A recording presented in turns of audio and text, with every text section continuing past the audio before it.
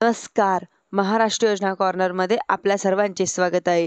आजच्या व्हिडिओच्या माध्यमातून आपण बघणार आहोत की पीएम किसान सन्मान निधी योजनेअंतर्गत शेतकऱ्यांना वार्षिक 9,000 रुपये मिळतात. परंतु मोठ्या प्रमाणात व्हायरल केलं जात आहे की यांच्यामध्ये मध्य प्रदेशचे मुख्यमंत्री शेतकऱ्यांना वार्षिक 9,000 रुपये देणार असल्याची माहिती देत असताना या पार्श्वभूमीवरती या संदर्भातील मोठ्या प्रमाणामध्ये शेतकऱ्यांचे संभ्रम निर्माण झालेले आहे. याचबरोबर केंद्र शासनाच्या माध्यमातून शेतकऱ्यांना अपात्र करण्याची एक मोहीम हाती घेण्यात असल्याची माहिती देखील आलेली आहे, मोठ्या प्रमाणामध्ये पसरवली जात आहे. व शेतकरी नेमके कोणते अपात्र केले जाणार आहे, पीएम किसानचा येणारा हप्ता नेमका कधी वितरित केला जाणार या संदर्भातील मोठ्या प्रमाणात विचारणा केली जात आहे. या संपूर्ण माहिती आपण आजच्या व्हिडिओमध्ये बघणार आहोत.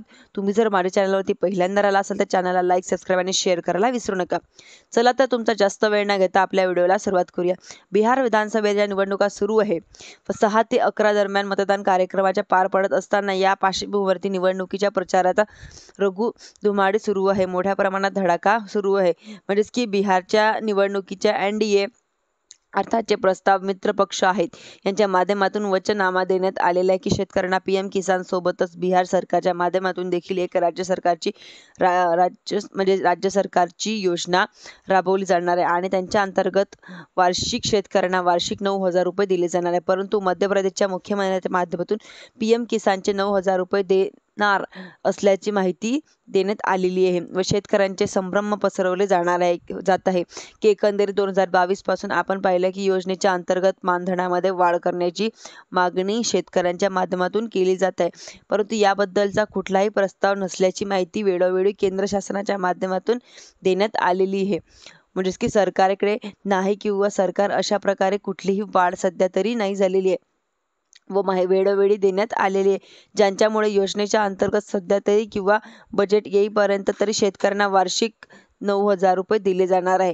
व याचबरोबर म्हणजेच की आपण पाहिलं होतं की केंद्र शासनाच्या माध्यमातून फिजिकल व्हेरिफिकेशन हे मोहीम घेण्यात आलेलं आहे. परंतु सुद्धा आपली पती आणि पत्नी याच एकाच कुटुंबातील म्हणजे जास्त लाभार्थी लाभ घेत असतील तर त्या लाभार्थ्यांची पडताळणी केली जाणार आहे. म्हणजेच की लाभार्थी यांच्यामध्ये बाद केले जाणार आहे. म्हणजेच की देशभरातून 46 लाखापेक्षा जास्त लाभार्थी या अंतर्गत लाभ घेत आहे. परंतु या पार्श्वभूमीवरती आपण बघणार आहोत की एका कुटुंबातील डबल ट्रिपल लाभ घेत असताना दिसत आहे. परंतु फिजिकल व्हेरिफिकेशन केलं जात असताना यांच्यामध्ये हप्ता मिळवण्याचे बंद केले जाणार आहे. एक मोठी मोहीम घेतली जाणार आहे. एक कुटुंबातील फक्त एकच लाभार्थी या योजनेचा लाभ घेऊ शकतो. याचबरोबर 11 तारखेला निवडणुकीचा हे मतदान पार पाडले जाणार आहे. 13 तारखेला बिहारच्या निवडणुकीचा निकाल लागणार आहे आणि बिहारच्या निवडणुकीचा निकाल लागल्यानंतर ही आचारसंहिता संपणार आहे.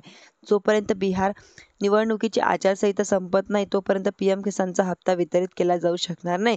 या पार्श्वभूमीवरती आपण पाहिलं होतं यापूर्वी सुद्धा वेळोवेळी अपडेट घेतलेला आहे की 13 नोव्हेंबरचं नंतर पीएम किसानचा सन्मान निधी योजनेचा हप्ता वितरित केला जाऊ शकतो व नैसर्गिक आपत्तीमुळे पार्श्वभूमीवरती ॲडव्हान्समध्ये पीएम किसानचा हप्ता वितरित करण्यात आलेला होता. महाराष्ट्रामध्ये सुद्धा तशा प्रकारची नैसर्गिक आपत्ती आलेली होती आणि कर्नाटकमध्ये सुद्धा आणि गुजरातमध्ये सुद्धा आलेली आहे. परंतु एकंदरीत तशा प्रकारची परवानगी न घेतल्यामुळे निवडणूक आयोगाकडे संदर्भातील परवानगी न मिळाल्यामुळे केंद्र शासनाच्या माध्यमातून हा हप्ता वितरित करण्यात आलेला नव्हता. पण निवडणुकीची रणधुमाळी असल्यामुळे अशा परिस्थितीत 13 तारखेनंतरपर्यंतच हा हप्ता वितरित केला जाणार. म्हणजे की आता 13 तारखेच्या नंतर हा हप्ता वितरित केला जाणार आहे. धन्यवाद.